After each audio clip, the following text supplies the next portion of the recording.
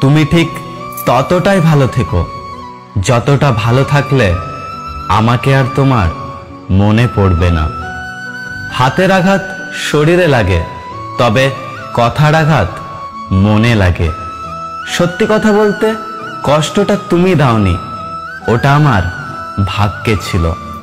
আজ হয়তো তোর কাছে সময় নেই আমার সাথে কথা বলার, একদিন দেখবি তোর কাছে অনেক সময় থাকবে। শুধু তোকে মিস করার মতো আমিটাই আর থাকবো না।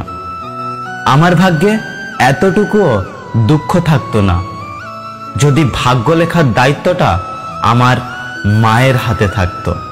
প্রয়োজন শেষ হয়ে গেলে বিরক্তি তো লাগবেই, এটাই বাস্তব। হোক সে বন্ধুত্ব অথবা ভালোবাসা। কাউকে স্বপ্ন দেখিয়ে চলে যাওয়া অনেক সহজ, কিন্তু সাথে থেকে স্বপ্নগুলো পূরণ করা অনেক কঠিন।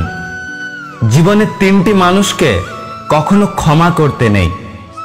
এক, ভালো না বেসে যে ভালোবাসার অভিনয় করে। দুই, যে বন্ধুত্বের সুযোগ নিয়ে বেইমানি করে। আর তিন, যে বিশ্বাস নিয়ে খেলা করে। ইগনোর করার আগে ভেবে নিও, আর কোনোদিন প্রয়োজন পড়বে না তো। আজ যাকে দুর্বল পেয়ে ঠকিয়ে যাচ্ছ, এমন একটা দিন আসবে যেদিন এর চেয়েও বেশি তুমি ঠকবে।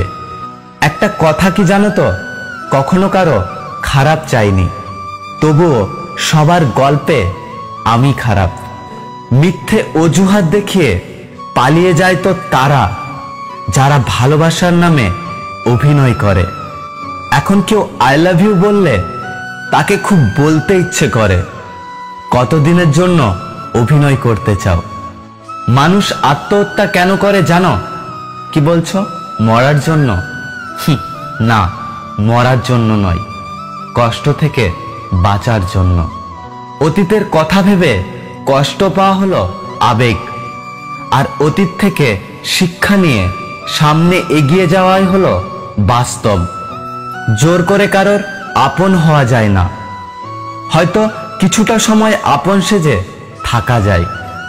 মাফ করে দিও যদি তোমার মনে কোনো কষ্ট দিয়ে থাকি। কে জানে, কাল হয়তো নাও বেঁচে থাকতে পারি। কাউকে ভালোবাসলে এতটা ভালোবাসো যেন সে কষ্ট পেলে সবার প্রথমে তোমাকেই খোঁজে।